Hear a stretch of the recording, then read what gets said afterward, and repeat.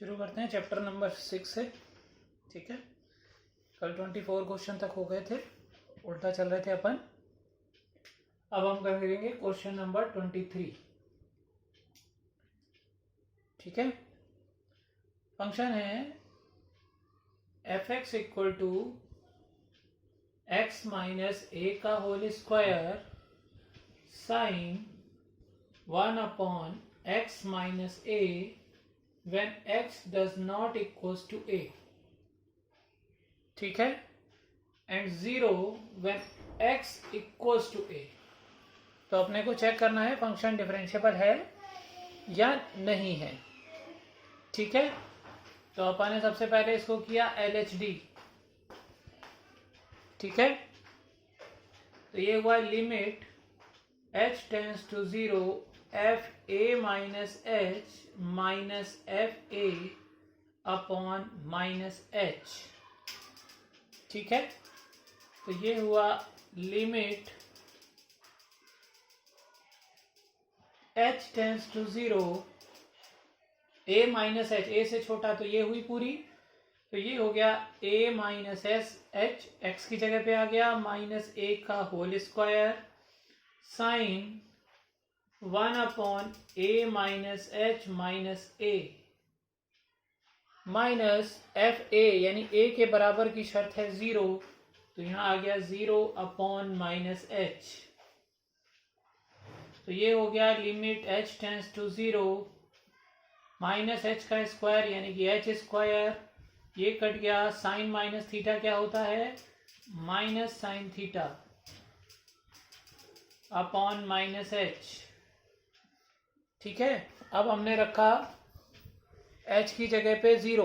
जब हमने h की जगह पे 0 रखा तो क्या आया 0 साइन इनफाइनाइट। ठीक है, तो अपन ने पढ़ा हुआ है कि यहाँ क्या आया था कि परिमित राशि -1 से 1 के बीच में, यानी कि finite value in between -1 to 1। अब 0 का गुणा किसी से करोगे तो क्या आएगा 0 ही आएगा। ठीक है, ऐसे ही हम क्या करेंगे राइट हैंड, जब हम राइट हैंड करेंगे, लेफ्ट हैंड समझ में आ गया होगा, कोई दिक्कत नहीं है। जब हम राइट हैंड करेंगे तो केवल यहाँ क्या आएगा प्लस। अब a प्लस एच के लिए भी यही वाली शर्त है, तो x की जगह पे केवल आपको a प्लस एच रखना है। ठीक, बाकी सब कुछ सेम रहेगा। तो ये प्लस एच का स्क्वायर आ जाएगा, ये का यही रहेगा साइन 1/h, यानी ये माइनस नहीं आएगा क्योंकि पहले साइन माइनस थीटा में माइनस साइन थीटा हो गया था। ठीक है, नीचे प्लस एच था ही, तो देखो फिर से वही चीज आ गई, यानी फिर से यही आएगा। तो क्या आ गया LHD equals to RHD, so that the function is a differentiable function। ठीक है, at a point A। अब करते हैं क्वेश्चन नंबर 22।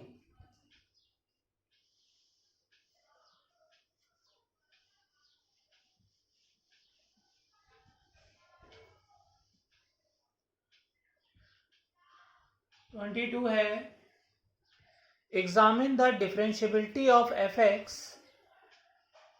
जब f(x) है कितना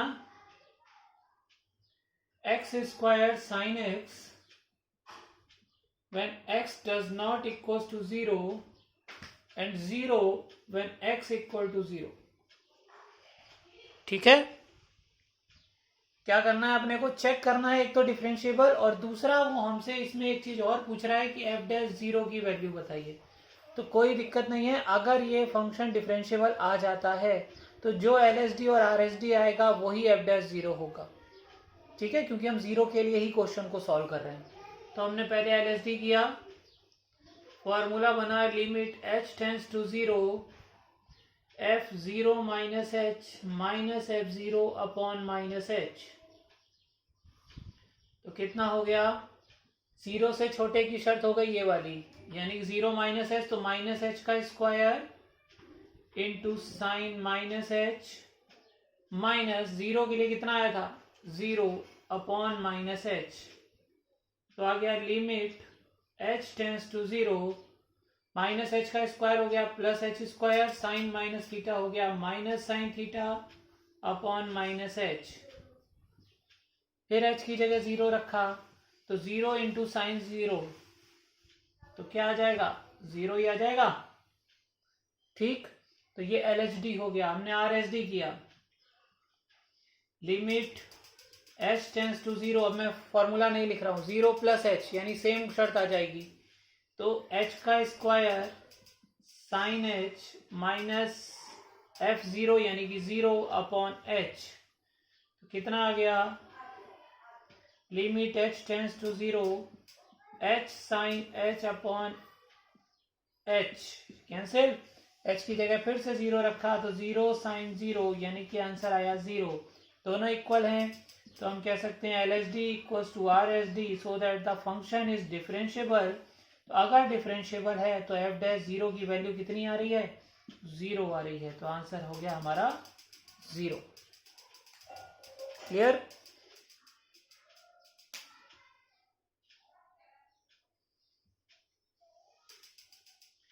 सब सेम प्रोसेस पे चल रहे हैं, अभी तक कुछ भी डिफरेंट नहीं आ रहा है। ठीक है, तो ज़्यादा आगे पीछे सोचने की जरूरत नहीं है कि इनमें बहुत ज़्यादा टफ कुछ आएगा। कुछ एक आध ही क्वेश्चन है वो अलग से हो जाएंगे, बाकी सब सिंपल आते हैं। 21, for what value of X F X equal to sine X is not differentiable. वो पूछ रहा है कि अगर ये डिफरेंशिएबल नहीं है तो किसके लिए नहीं है। ठीक है, x के कौन से वैल्यू के लिए। तो हम जरा पहले इसको x मान लेते हैं, x बिलोंग्स टू सभी रियल नंबर के लिए इसको सॉल्व करते हैं। ठीक, देखो क्योंकि साइन क्या होता है, कहीं पर भी इनफाइनाइट नहीं आता है। तो ये फंक्शन, अगर कोई फंक्शन कहीं इनफाइनाइट आता है तब जाके वो ट्रिग्नोमेट्री फंक्शन उस पॉइंट पे नॉट डिफरेंशिएबल होता है। लेकिन साइन और कॉस कहीं पर भी डिफरेंस इनफाइनाइट नहीं आते, तो ये हर जगह पे डिफरेंशिएबल होते हैं। तो एक बार हमें इसको बस प्रूफ करके दिखा देना है। तो हमने किया LHD limit h tends to 0, दोनों करने LHD RSD, क्या बन जाएगा। फॉर्मूला मैं नहीं लिख रहा, फॉर्मूला तुम्हें वैसे का वैसे लिख देना है, fx plus h minus fx upon plus h। अगर RSD कर रहे हो, LHD कर रहे हो तो x minus h। Function sine x है तो साइन x माइनस h हो गया, minus sine x upon minus h। Formula लगाओ, sine a minus sine b का क्या होता है, 2 cos a plus b upon 2 into sine a minus b upon 2। तो यहां तो x से x कट गया, ये अपॉन माइनस h, तो ये आ गया limit h tends to 0 2 cos 2x minus h अपॉन 2 into cos sine minus theta को फिर से माइनस साइन थीटा कर दो तो बाहर माइनस आ गया, ये h अपॉन 2 हो गया, माइनस से माइनस कैंसिल।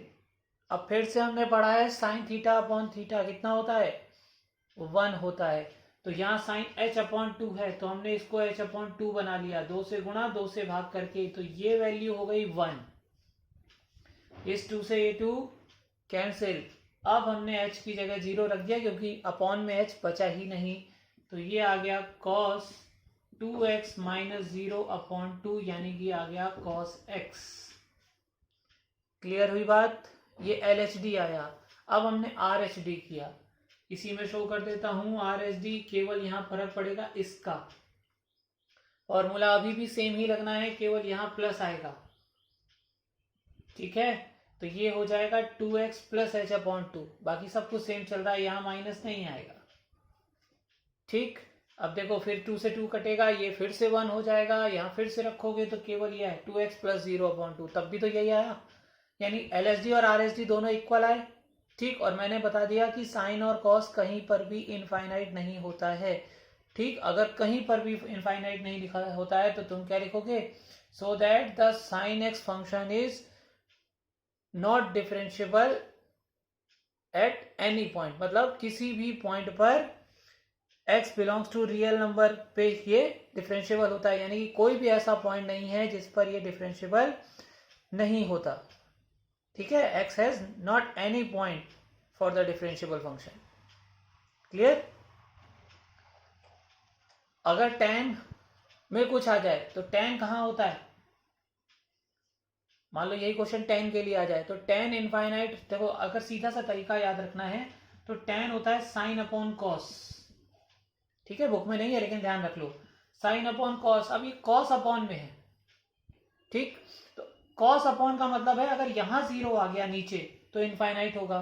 तो तुम्हें बस ये बताना है कि कॉस जीरो कब होता है, और वो तुमने पढ़ा है जनरल वैल्यू 11th में। कॉस जीरो होता है 2n प्लस माइनस 1, पढ़ा है ना, नहीं पढ़ा, 2n plus minus 1 pi by 2 पे, है ना। तो इस पर अगर पूछा जाए तो tan इस चीज को छोड़कर बाकी हर जगह डिफरेंशिएबल होता है।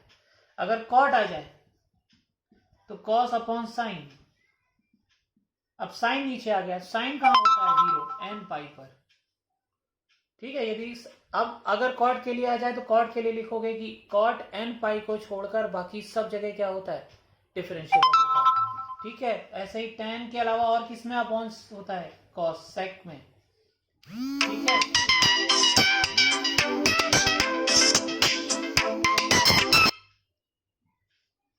ठीक है, तो ये बात ध्यान रखोगे कि ये अब कॉसेक में भी क्या होता है, 1 अपॉन साइन, इसमें भी साइन, तो कॉसेक भी एन पाई पर नहीं होता और सेक भी इस पर नहीं होता है, तो ये बातें ध्यान रखनी है। जबकि साइन और कॉस सभी जगह पर क्या होते हैं, डिफरेंशिएबल, इनका नॉट डिफरेंशिएबल का कोई भी पॉइंट नहीं होता साइन और कॉस में, ठीक।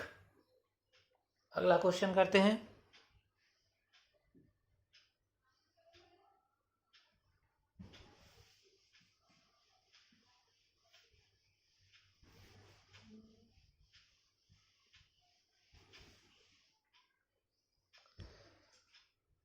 ट्वेंटी है, एग्जामिन द कंटिन्यूटी। अब कंटिन्यूटी पे आ गया, डिफरेंशियबिलिटी खत्म हो गई है। At x equal to 0 when F X equal to दे रहा है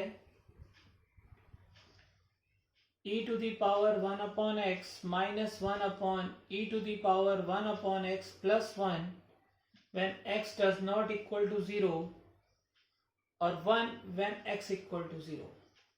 तो अब कंटिन्यूटी है, डिफरेंशिएबल नहीं है, तो हमें LHL या RHL पहले निकाल लो, और अगर उसका आंसर 1 नहीं आता तो ये कंटिन्यू नहीं है, ठीक है। जबकि डिफरेंशिएबल में हम नहीं देखते ये चीज कि यहाँ पर क्या दे रखा है, वो हमें फंक्शन फॉर्मूले में यूज करना होता है। लेकिन अगर कंटिन्यूटी में अलग से इक्वल के लिए दे रखा है तो पहले आप एक निकाल लीजिए कोई भी, और अगर उसके लिए ये आता है तो हम दूसरा निकालेंगे। अगर LHL निकाल लिया तो हम RHL निकालेंगे, अगर ये इक्वल आता है, नहीं आता तो नहीं निकालना। तो यहाँ पहले मैं LHL निकालता हूँ। किसके लिए करना है हमें क्वेश्चन, 0 के लिए। याद होगा मैं फिर से लिख देता हूँ, भूल गया हो गया शायद। ऐसे लिखते हैं, limit h tends to 0 f 0 minus h, 0 से छोटे की शर्त ये वाली, यानी e to the power 1 upon minus h minus 1 upon e to the power 1 upon minus h plus 1। अब मैंने कहा था कि अगर कहीं पर भी e की पावर 1 अपॉन माइनस h दिख जाए, माइनस 1 अपॉन h, तो ये 0 हो जाता है क्योंकि लिमिट 0 रखनी है।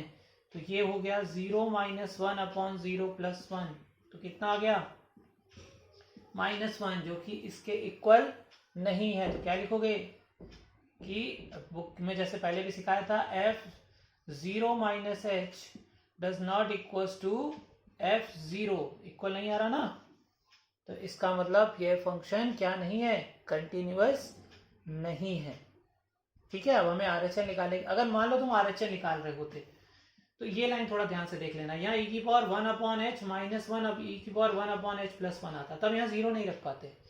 तो एक काम कर लो, e की पावर 1 अपॉन एच ऊपर से और नीचे से कॉमन करो, तो जब कॉमन करोगे तो ये आ जाएगा, और तब तुम्हें समझ में आ जाएगा क्या करना है ना। अब ये कट जाएगा, देखो अब ये 0 हो जाएंगे, तब 1 अपॉन 1 1 आ जाएगा, तो आपको फिर LHL निकालना पड़ेगा क्योंकि RHL इक्वल आ रहा है उसके, ठीक है। तो ये बात ध्यान रखनी है कि RHL करोगे तो 1 इक्वल आ जाएगा, तो LHL निकालोगे बाद में LHL नहीं आएगा। तो यहाँ हमारी किस्मत अच्छी थी कि हमने पहले LHL निकाल लिया, ठीक है। तो हमारा क्वेश्चन छोटे में निपट गया। अगर किसी ने पहले RHL निकाला होगा तो बड़े में निपटेगा, आंसर वही आना है, ठीक।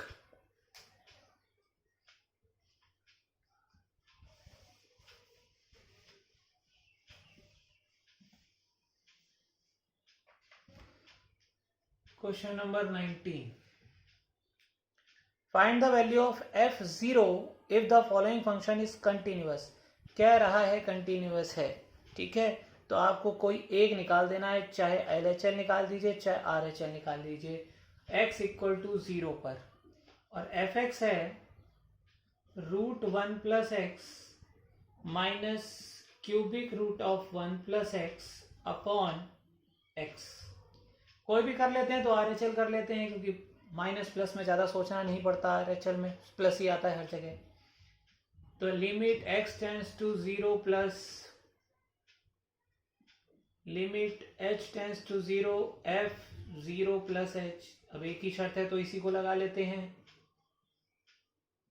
कितना हो गया? अब ध्यान से, रूट का मतलब क्या होता है?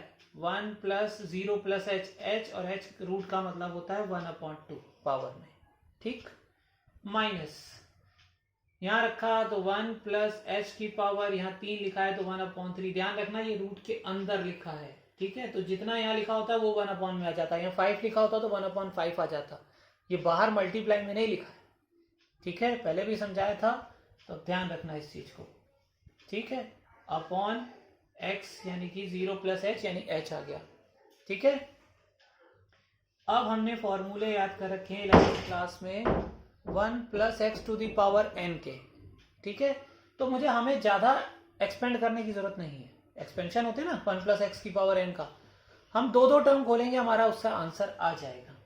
तो हमने बोला 1 + nx, याद होगा 1 + n ये होता है, x ये होता है, तो 1 + nx प्लस so on, आगे और भी होता है n(n-1) x² 2, वो सब हम नहीं लिख रहे हैं, हमें उससे कम नहीं पड़ेगा, माइनस 1 प्लस यहाँ n 1/3 है x, ठीक है, plus so on upon h। अब सोचो, जब ब्रैकेट्स ओपन करोगे तो 1 से 1 कट जाएगा, ठीक है, केवल ये दो टर्म लिख लो, 1/2h माइनस 1/3h, ठीक, वैसे ये डायरेक्ट दिखा दिया जाता है, बस मैं तुम्हें समझाने के लिए कर रहा हूं, ठीक, प्लस so on में कुछ आएगा, लेकिन वो जितने भी टर्म आएंगे उन सब में h आ रहा होगा, ठीक है। अब हम क्या करते हैं, पूरे से h कॉमन कर लेते हैं, पूरे से, ये मानते हुए कि आगे h आ रहे हैं और आएंगे ही आगे, क्या बचेगा 1/2 माइनस 1/3 प्लस so on, ठीक है, अपॉन h, s से h, ऐसे कॉन्सेप्ट 11th में भी आए थे जब हम करते थे। अब जैसे ही h कटा हमने h की जगह 0 रखा, अब बाकी वाले आगे के सारे टर्म 0 हो जाएंगे, क्योंकि हर जगह h आ रहा होगा, केवल इसमें h नहीं होगा। तो 1/2 माइनस 1/3 क्या हो गया, एलसीएम 6, 3 - 2 यानी कि 1/6 आंसर आ गया, ठीक है। तो ये ध्यान रखना, अगर कहीं पर भी इस टाइप का फॉर्मूला आता है तो आपका काम 2 टर्म से पढ़ हमेशा आ जाएगा। हाँ, अगर आपको लगता है कि आपको आगे का फॉर्मूला एक टर्म और लिखना है तो लिख देना, आपको फॉर्मूला आता है n(n-1) x² 2, वो लिखना होगा, लेकिन गलती ये नहीं होनी चाहिए कि पूरे से h कॉमन करना ही करना है, तब नीचे वाला h कटेगा, क्योंकि जब तक नीचे h है तब तक हम h 0 नहीं रख सकते, क्योंकि तब 0/0 आ जाता है, जो कि अनडिफाइंड वैल्यू हो जाती है। क्लियर?